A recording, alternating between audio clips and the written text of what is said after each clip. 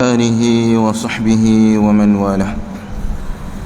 اللهم لا سهل إلا ما جعلته سهلا وأنت تجعل الحزن إذا شئت سهلا. ما شاء الله كان وما لم يشأ لم يكن. أقول بالله التوفيق. Alhamdulillah, syukur kita kepada Allah Azza wa Jal atas limpah dan rahmat kasih sayang Allah. Kita semua pada malam ini diizinkan oleh Allah untuk meneruskan lagi kuliah maghrib kita, pengajian hadis menggunakan kitab Umdatul Ahkam karangan Imam Abdul Ghani bin Abdul Wahid Al-Maqdisi, imam yang tidak asing lagi bagi kita semua, terutamanya dalam bidang hadis. Baik tuan-tuan dan puan-puan yang dirahmati Allah sekalian, alhamdulillah kita sangat bersyukur kepada Allah kerana kita berada pada awal bulan Muharram, yang mana ialah bulan yang sangat istimewa, yang sangat luar biasa, yang menjadi satu peluang untuk kita mengejar segala fadilat, segala ganjaran dan amalan salih yang dijanjikan bagi kita oleh Allah Azza wa Jalla. Terutamanya dalam hadis sahih Muslim, kata Nabi sallallahu alaihi wasallam, afdalus siyami ba'da ramadana syahrullahil muharram. Maksudnya seafdal puasa, sebaik-baik puasa selepas Ramadan adalah syahrullah, iaitu bulan Allah, bulan Muharram. Dalam hadis ni yang pendek sahaja tapi padat, sana ada dua fadilat yang utama bulan Muharram. Yang pertama sekali, afdalus siyam, sebaik-baik puasa. Di kategori puasa sunat, secara umumnya sebaik-baik puasa sunat adalah pada bulan Muharram ini secara umum.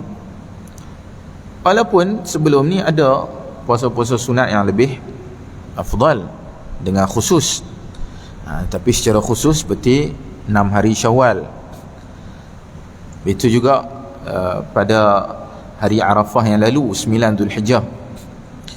Tetapi kategori bulan secara umumnya bulan Muharram, sebaik-baik puasa. Tetapi puasa-puasa ini tidak dapat mengatasi puasa Ramadan, yang mana puasa wajib. Jadi amalan yang wajib selamanya takkan dapat diatasi amalan yang sunat, berapa pun yang sunat. Sekali solat maghrib tadi tak dapat diatasi 100 solat sunat pun dengan satu solat fardu. Jadi kalau bandingkan fardu, maka Ramadan sudah tentu lebih afdal. Namun selepas Ramadan apa? Puasa pada bulan Muharram ini. Di baginda SAW menyebut secara umum mana-mana hari daripada bulan Muharram, 10 hari yang pertama, yang kedua, yang ketiga, mana-mana hari sepanjang bulan Muharram. Tetapi keutamaan kita adalah puasa ganti dulu. Terutama muslimat ada banyak puasa ganti perhabis siap-siap. Ada riwayat-riwayat yang sahih daripada Umar radhiyallahu an bahawa dia mengganti puasa wajibnya, puasa Ramadannya jika ada pada bulan Muharram. Seolah dia dengan sengaja memilih bulan Muharram sebagai bulan untuk dia ganti puasa. Sedangkan ada banyak bulan sebelum tu, Syawal, Zulqa'dah, Zulhijjah, tapi dia memilih bulan Muharram supaya berganda ganjaran tersebut. Kita dapat puasa wajib punya, puasa sunat mudah-mudahan dapat juga pahala. Adapun hukum asing, hukum puasa wajib asing, puasa sunat asing, tetapi dari sudut pahala boleh gabung. Allah Azza wa Jalla dengan Maha Kaya, dia boleh gabung kan pahala walaupun dengan sekali saja amalan, banyak mana pun gandaan, 10, 20, 100 dan seterusnya, infinity. Pahala infinity. Adapun hukum kembali pada yang asal. Lepas dah habis puasa-puasa ganti, puasa yang wajib, maka puasalah yang paling utama bagi dia puasa hari Ashura, 10 bulan Muharram. Hari Ashura jangan lupa. Hari Ashura dah puasa, lepas tu nak puasa apa lagi? Puasa hari Tasu'a 9, 10. Dah 9, 10 dah puasa, nak puasa apa lagi? Puasalah 11 pula. 9, 10, 11. 11 kenapa? Supaya menjadi 3 hari pada setiap bulan. Setiap bulan kita ada puasa 3 hari. Maka bulan ni dah ada hari Ashura, Tasu'a, tambah satu lagi jadi 3 hari. 3 hari dalam satu bulan. Lepas pada tu puasa Isnin Khamis. Lepas pada tu nak puasalah keseluruhan kecuali beberapa hari. Kerana baginda sallallahu alaihi wasallam tidak pernah dalam hayatnya berpuasa penuh kecuali Ramadan. 30 hari straight penuh tak pernah, kecuali Ramadan saja. Kalau selain Ramadan hampir penuh boleh, 27, 28, tapi jangan penuh menyerupai Ramadan. Pertama puasa. Yang kedua dalam hadis ni Nabi SAW sebut Syahrullahil Muharram, iaitu bulan Allah, bulan Muharram. Kenapa dinamakan bulan Allah? Al-Imam Ibn Rajab rahmatullah alaih menyebut apabila Allah Azza wa Jal menisbahkan suatu makhluk kepada dirinya, maka ia membawa maksud makhluk itu mulia. Mulia. Seperti Baitullah. Baitullah maksudnya rumah Allah, tetapi hakikatnya bukanlah betul-betul rumah Allah. Allah tak memerlukan rumah macam kita, tapi maksudnya rumah itu mulia, rumah yang agung. Rasulullah, Rasul Allah maknanya Rasul yang mulia, yang agung. Bulan Allah maksudnya bulan itu mulia. Walaupun 12 bulan semuanya bulan Allah. Mana ada ni bulan makhluk, ni bulan Allah, ni orang lain cipta. Tak ada. Semuanya Allah yang cipta. Tapi bila ia dinisbah pada Allah, maknanya bulan itu istimewa berbanding bulan-bulan yang lain. Ia tak sama, ia lain. Jadi itu keistimewaan bulan Muharram. Dan sebagai hadis ada menyebut nanti bila datang musim bulan Rajab, hadis menyebut Rajab Syahrullah, Rajab bulan Allah. Hadis ni tidak sahih. Rajab bulan Allah, Sya'ban bulanku, Ramadan bulan umatku. Ini 3 bulan serangkai ni, bila datang Rajab dia akan muncul. Rajab Syahrullah, Sya'ban syahri, Ramadan syahru ummati. Rajab bulan Allah, Sya'ban bulanku, Ramadan bulan umatku. Hadis yang tidak sahih. Adapun yang sahih dalam Sahih Muslim tadi, Syahrullah lah Muharram, bukannya Rajab. Jadi istilah Syahrullah itu hanya diberikan kepada Muharram saja, tidak kepada Rajab. Itu sikit peringatan untuk kita semua sebenar dengan bulan Muharram ini. Mudah-mudahan setiap kita manfaatkan bulan ini, terutamanya pada hari Ashura. Tak dapat buat semua, jangan sesekali meninggalkan hari Ashura untuk kita berpuasa. Baik tuan-tuan dan puan-puan dirahmati Allah sekalian, pada kuliah lalu kita berhenti hadis nombor 50.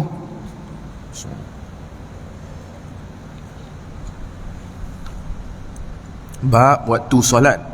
Hari ni insya-Allah kita akan masuk hadis seterusnya, hadis 51. Masih dalam bab yang sama. Bi'an Aisyah radhiyallahu anha qalat, laqad kana Rasulullah sallallahu alaihi wasallam يصلي الفجر فيشهد معه نساء من المؤمنات متفلعات بمروطهن ثم يرجعن إلى بيوتهن ما يعرفهن أحد من الغلس. Maksudnya Aisyah radhiyallahu anha menuturkan bahawa Rasulullah sallallahu alaihi wasallam mengerjakan salat subuh beberapa wanita mukminah yang menutupi kepala dan badannya dengan kain hadir bersama beliau. Mereka lantas kembali ke rumah dan tak seorang pun yang mengenali mereka kerana keadaan masih gelap. Baik, hadis ini riwayat Al-Bukhari dalam kitab salat, kitab berkaitan dengan salat, tanpa lafaz minal ghalas, dan disebutkan dengan perbezaan lafaz dalam hadis Muslim dalam Al-Masajid, iaitu kitab berkaitan dengan masjid. Madai bagi kita riwayat Bukhari dan juga Muslim dikira hadis yang sahih, bahkan pada tingkatan yang sangat sahih. Terlihat pada matan ataupun teks hadis. Aisyah radhiyallahu anha menuturkan bahawa Aisyah isteri baginda sallallahu alaihi wasallam, antara yang terbanyak meriwayatkan hadis, telah lalu berulang kali pada kuliah yang lepas, bahawa Rasulullah sallallahu alaihi wasallam mengerjakan salat subuh. Al-fajr maksudnya fajar, iaitu waktu terbitnya fajar. Ini adalah di antara nama-nama yang digunakan dalam hadis, yang mana nama-nama waktu solat ini kadang-kadang berbeza pada matan teks hadis. Seperti subuh, kadang-kadang dinamakan subuh, kadang-kadang dinamakan fajar. Maksudnya sama saja. Solat subuh, solat fajar. Kalau orang kata solat fajar apa? Maksudnya solat subuh. Macam ni disebut Nabi SAW solat al-fajar. Dia solat subuh. Kerana subuh terbit, subuh itu masuk bila terbitnya fajar. Subuh contohnya. Begitu juga kalau waktu zuhur, kadang dinamakan sebagai waktu zuhur, salatul zuhri, ataupun dinamakan salatul hajir. Hajir juga dengan makna zuhur. Jadi ada dua nama juga. Asar, salatul asri, kadang dinamakan salatul wusta. Solat asar kadang dinamakan wusta sebab dia duduk tengah-tengah. Wusta masuk pertengahan, solat pertengahan. So ada subuh zuhur duduk awal, kemudian maghrib isyak, asar duduk tengah-tengah. Sebab dia ganjil 5 waktu, dinamakan solat pertengahan. Adapun salatul maghrib nama dia. Adapun salatul isyak, ni salat pada waktu isyak, dinama juga dengan salatul atamah, dengan nama atamah. Atamah ni pun dengan makna isyak juga, dah malam, lewat malam. Baik, jadi itu nama-nama yang ada dalam hadis. Tapi yang masyhur yang kita guna hari inilah nama 5 waktu. Dan beberapa wanita mukminah, ini wanita-wanita yang beriman, dinamakan mereka beriman kenapa? Kerana sifat mereka selepas pada itu. Wanita-wanita beriman hadir, yang menutupi kepala dan badannya dengan kain. Murutihinna, murut ni apa? Dia terjemah kain. Kain. Murut ini boleh jadi kain sutera pun boleh, kapas pun boleh juga. Sutera ataupun kapas. Ini kebiasaan pakaian wanita pada zaman Nabi sallallahu alaihi wasallam. Wanita biasanya dia pakai kain kapas. Mungkin kerana kain kapas tersebut ia lebih selamat daripada kelihatan bentuk. Itu salah satu faktornya. Kain kapas lebih selamat daripada kelihatan bentuk aurat, banding kain yang agak licin, yang agak lemas, atau satin yang boleh melekat pada tubuh badan. So ini kadang orang menutup aurat dah, tetapi tidak sempurna kelihatan tubuh. Kerana pemilihan material kain juga penting. Dikapas antara kebaikan dia itu. Begitu juga kemungkinan mereka memakai kain-kain kapas kerana apa?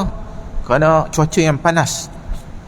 So bila cuaca panas, kain kapas itu lebih sesuai, menyerap peluh, lebih sejuk. Tapi kapas pun ada pelbagai kategori, pelbagai kualiti. Itu mungkin salah satu faktor. Sampai hari ini pun kita akan dapati orang Arab suka pakai kain kapas. Jubah-jubah pun begitu. Mungkin agak panas, maka kain itu sesuai.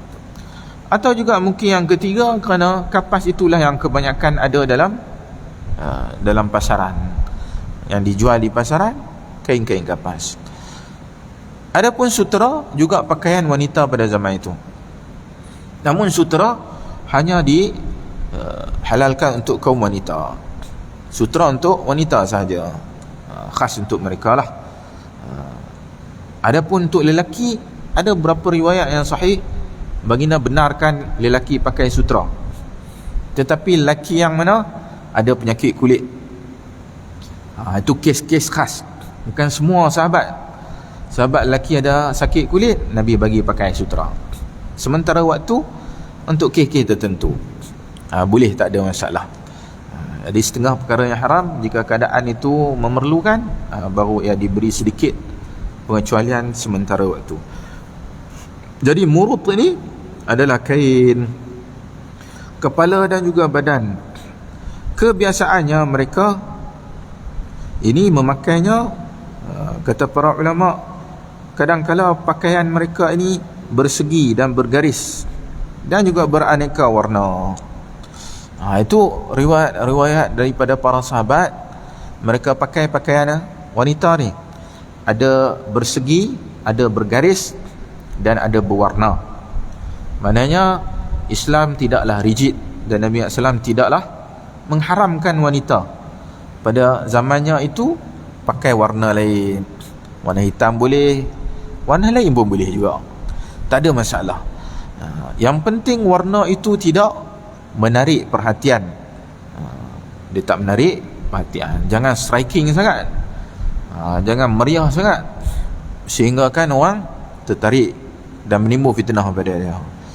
Ataupun garis-garisan, segi-segi, maksudnya corak-corak itu tidak menimbulkan fitnah, silakan, tak ada masalah. Selagi mana tak timbulkan fitnah.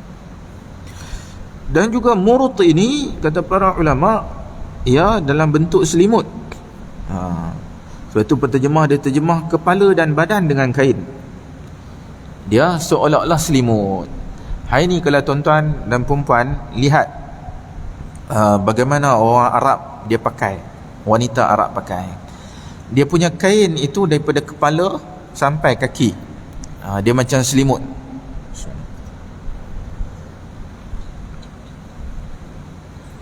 Ni orang Arab pakai. Ataupun kadang orang Iran pakai, wanita-wanita Iran kan, kadang dia ada satu kain dia selimut. Kain tu mana bukan macam selimut sangat, dia nipis saja, tutup kepala sampai kaki. Ini juga makna murut, kata para ulama. Jadi itulah ciri-ciri wanita yang mukminah, wanita yang beriman. Jadi Aisyah memberikan gelaran wanita beriman pada mereka.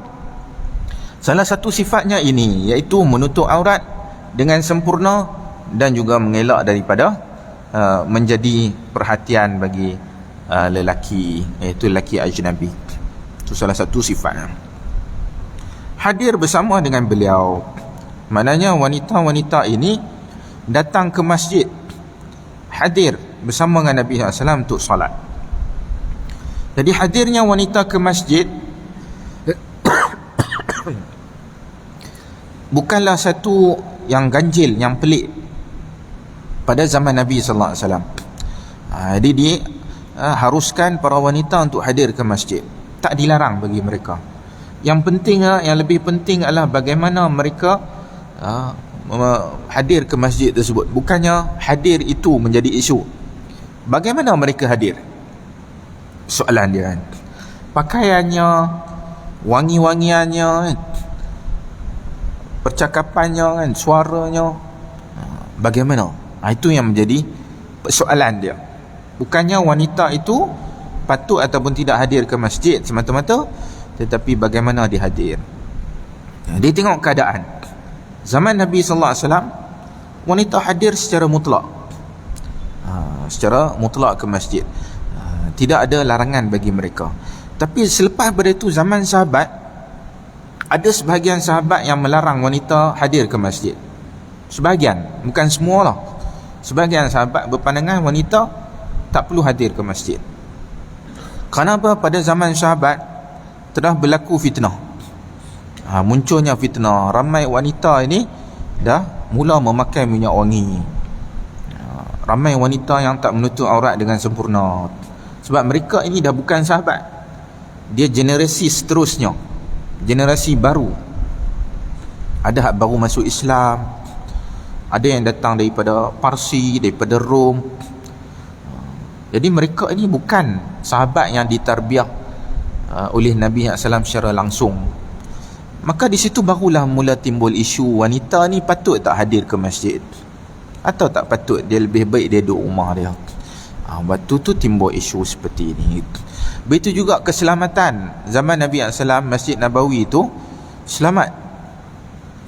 Jadi wanita jalan kaki pergi selamat. Tapi bila Islam dah berkembang, Islam dah pergi ke Rom, ke Parsi, wanita jalan kaki mungkin ada musuh Islam yang akan ganggu, mungkin terdedah pada pencabulan atau nyawa sekalipun. Nyawa dia pun boleh terancam. Kalau dalam perjalanan itu ada satu ancaman, maka dia tidak patut untuk pergi ke masjid. Tak selamat bagi dia. Kalau selamat, maka dia dengan lelaki sama saja, kedua-duanya dituntut ke masjid. Namun tuntutan yang lebih kuat adalah pada lelaki lah. Tuntutan yang lebih kuat pada lelaki. Namun wanita juga hadir, seperti mana dalam hadis ini. Namun mereka lantas kembali ke rumah. Maknanya mereka hadir, tetapi bila habis saja solat subuh, dia cepat-cepat balik. Jadi masjid itu bukan tempat dia nak berlama-lama tanpa keperluan. Masjid bukan tempat untuk dia pergi melepak, bersembang kan, bersosial. Bukan. Mereka dah habis solat, okey, habis solat dia pun balik. Kalau ada kuliah, ada kuliah. Tak ada kuliah, maka dia balik. Jadi di situ satu poin yang kita dapat, wanita kalau pergi masjid atas dasar keperluan saja, bukan untuk berlama-lama. Jika ada keperluan saja, bukan tempat untuk dia bersosial. Sekejap, lepas tu dia balik. Ada kuliah, dia balik. Ada satu program khusus, habis maka dia balik. Itu yang suami dia risau. Sebab apa tak balik-balik? Itu yang suami tak bagi. Dia bukan tak bagi sangat masjid tu, dia bagi, tapi bagi tak balik-balik. Pergi kuliah duha pukul 9, pukul 1 baru sampai rumah balik. Apa habis kuliah, pergi makan dengan kawan-kawan apa dulu. Lepas tu suami kata tak payah pergilah. Jadi sebenarnya kadang dia bukan tak bagi sangat, tapi macam mana kita menguruskan program-program kita di situ, ya jangan terlalu lama, pada kadar yang perlu saja. Sebab wanita dia ada fitnah padanya. Mereka lantar kembali ke rumah, mana segera, dan tak seorang pun yang mengenali mereka. Tak ada siapa pun kenal. Jadi dia pergi tu dalam keadaan apa? Dalam keadaan yang selamat daripada fitnah. Aisyah kata tak ada siapa pun kenal dia. Kalau dia pergi, dia tak pergi, dia hadir, dia tak hadir, tak ada siapa kenal. Orang tak perasan pun. Mana dia selamat daripada fitnah. Bukan kata dia ni kalau pergi ke masjid dia orang gosip, tu siapa tu, bau wangi sangat ni kan, daripada mana bau ni, orang cari, itu fulan tu, fulanah ni, itu janda tu. Jadi tempat gosip. Padahal masjid sepatutnya bebas daripada gosip-gosip seperti ini. Jadi umpatan, bahan umpatan. Di Aisyah sebut mereka ni tak dikenali pun, tak tahu siapa kenal dia. Tak ada. Kerana keadaan tu masih lagi gelap. Mana para ulama menyebut bahawa Nabi SAW apabila dia solat subuh, habis solat subuh itu baginda akan zikir dahulu. Zikir seperti mana kebiasaan, zikir lepas solat. Zikir lepas solat ini, dan ketika mana baginda zikir, maka wanita akan balik dulu. Wanita akan balik dulu. Wanita dah balik clear, okey, lelaki pula akan balik. Mana wanita dia bersurai terlebih dahulu supaya tidak bertembung dengan lelaki. Tu bila balik tu tak ada lah bertembung. Mereka boleh bersurai dengan segera. Okey, nanti lelaki pula bersurai. keadaan yang masih gelap. Okey, dalam hadis disebut al-ghalas. Apa makna ghalas? Apa makna ghalas? Ghalas ini menjadi perbezaan pandangan para ulama. Ada ulama seperti mana mazhab jumhur, maksud ghalas adalah masih lagi gelap. Batu penterjemah kita terjemah masih gelap. Dia ghalas ni maksud apa? Maksud waktu subuh tapi masih lagi gelap. Mana tak nampak terang. Sekarang ini subuh itu walaupun belum habis tapi dah kelihatan sedikit cerah. Itu biasa. Tapi masih subuh. Cerah sikit tapi masih subuh. Cuba tengok hari ni dalam pukul 7 tu dah cerah. Pukul 7. Tapi masih lagi waktu subuh. Tak habis lagi pukul 7. Matahari tak naik lagi. Tapi dah cerah. Jadi ghalas ini sebelum cerah itu. Katakanlah dalam 6.45 masih gelap. Sekarang ni lebih kurang 6.45 tu gelap lagi. So itu ghalas. Dia di antara terbit fajar sampailah agak terang di langit. Itu waktu ghalas. Kalau dah mula terang, habis dah ghalas. Itu pandangan jumhur. Maksudnya Nabi sallallahu alaihi wasallam ni solat subuh awal dan habis pun awal. Sebab apa? Subuh katakanlah ni subuh dalam pukul 6 1 minit kan. Subuh 6 1 minit. So dalam 6.45 itu dah settle semua. Semua dah start balik. Balik itu gelap lagi. Jadi dia solat subuh awal dan dia habis pun awal. Itu kebiasaan Nabi sallallahu alaihi wasallam. Baik, bagaimana pula kita berhadapan dengan hadis-hadis yang menyebut Nabi SAW solat subuh dan baginda membaca panjang dalam solat subuh? Dalam kategori 5 waktu solat ni, waktu yang paling panjang baginda baca adalah waktu subuh. Subuh paling panjang. Kedua panjang isyak. Kemudian zuhur, asar, kemudian maghrib. Maghrib paling pendek. Kalau ikut trend baginda baca. Jadi maksud baginda baca panjang, kalau baginda baca panjang pun keseluruhan solat itu katakanlah mengambil masa setengah jam. Setengah jam tu pun panjang. Kita solat apa? 10 minit habis ya. Solat subuh kita panjang-panjang 10 minit, 15 minit habis ya. So kalau Nabi ni solat setengah jam, katakanlah 6 suku, habis 6.45. Setengah jam memang boleh baca panjang sungguh. Panjang sungguh. Maknanya baginda baca panjang dengan dia habis awal subuh tidak bercanggah. Kerana awal itu pun mungkin hari ni lebih kurang setengah jam. Setengah jam itu masih lagi gelap. Dan setengah jam boleh baca banyak muka surat. Banyak muka surat boleh habis dalam masa setengah jam.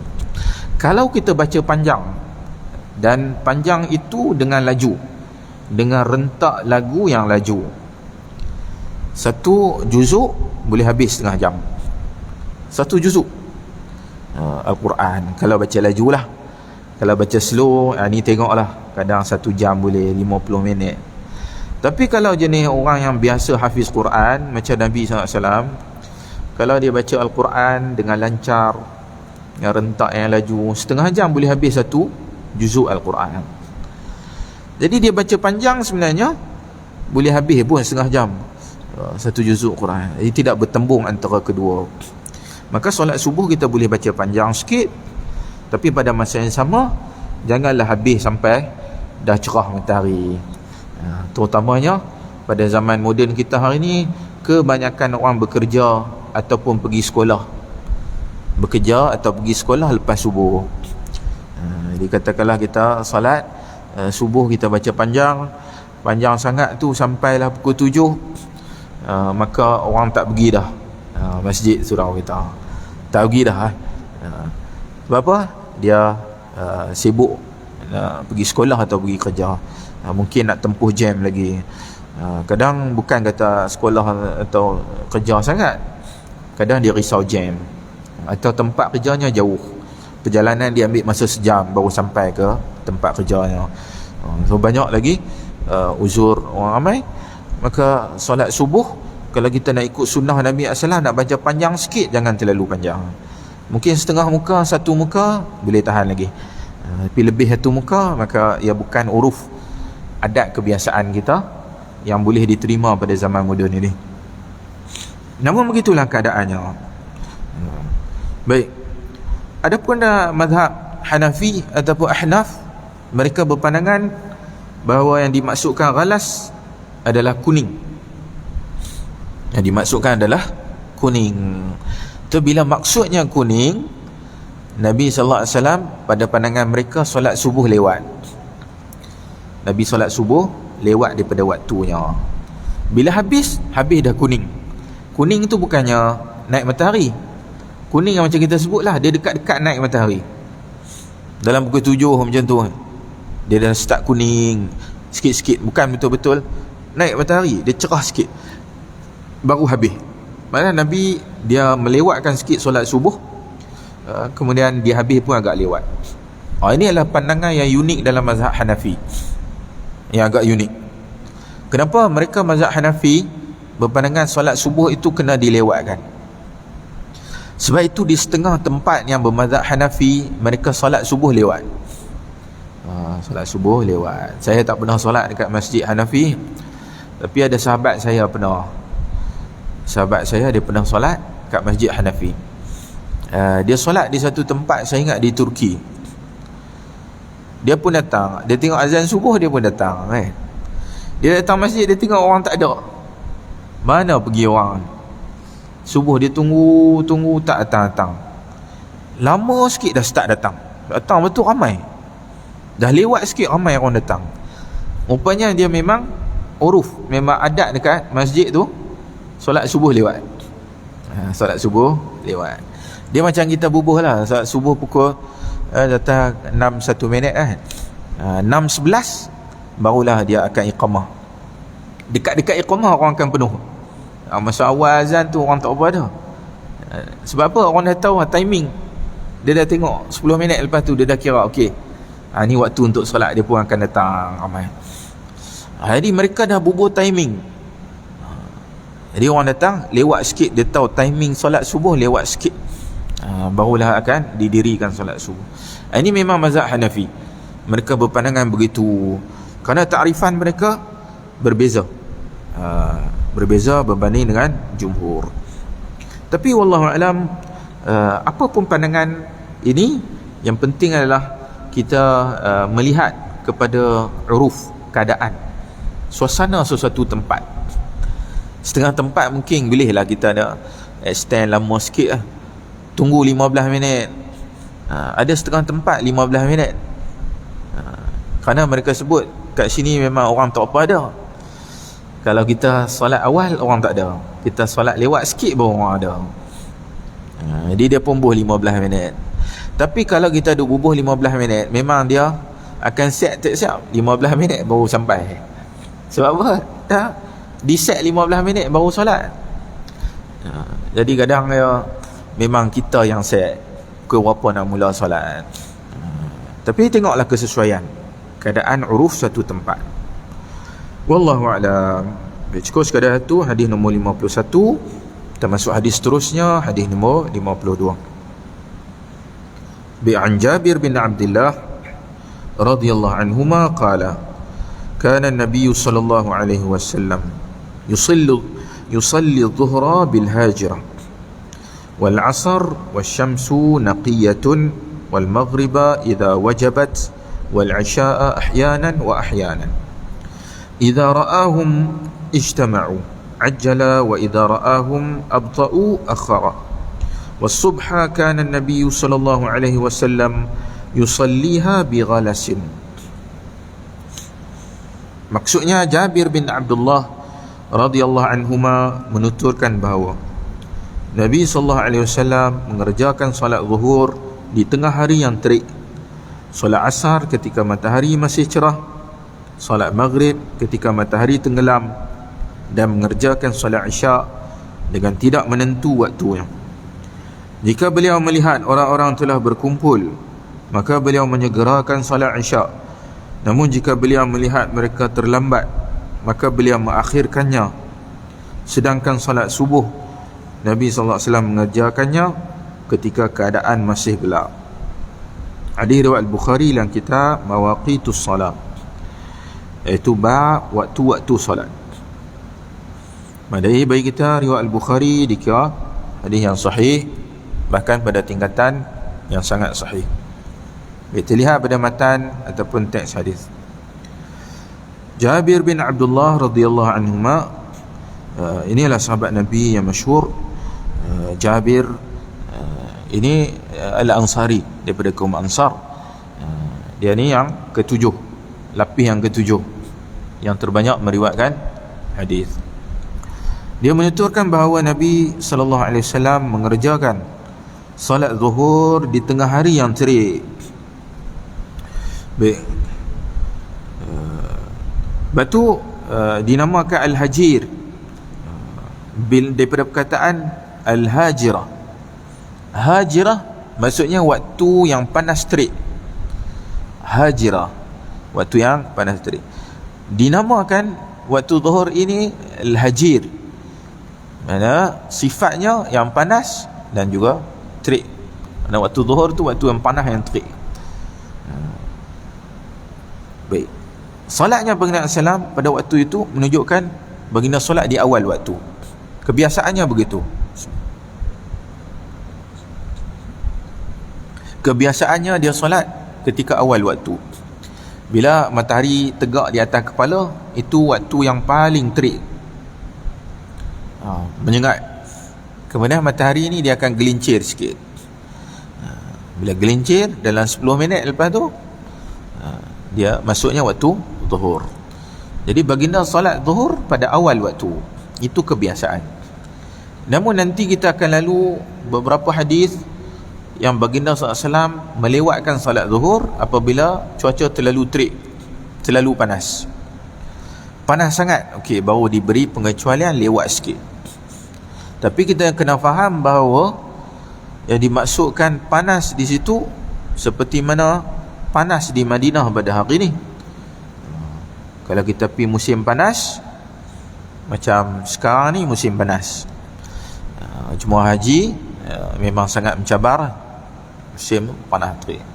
Kalau musim panas di Madinah, kita keluar saja daripada pesawat itu, kita dah rasa macam berada dalam oven.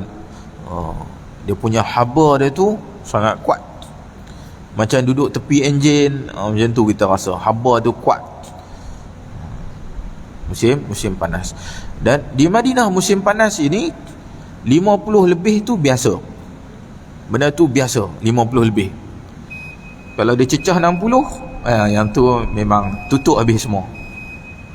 Isyak dah tutup semua. So sesuailah dengan keadaan. Panas yang sampai 60, maka boleh tangguh. Wallahu ta'ala alam. Kita tangguh dahulu kuliah kita pada malam ni dengan tasbih kafarah. Subhanakallahumma bihamdik, asyhadu an la ilaha illa anta, astaghfiruka wa atubu ilaik. Sallallahu ala nabiyyina Muhammad walhamdulillahi rabbil alamin. Assalamualaikum warahmatullahi wabarakatuh.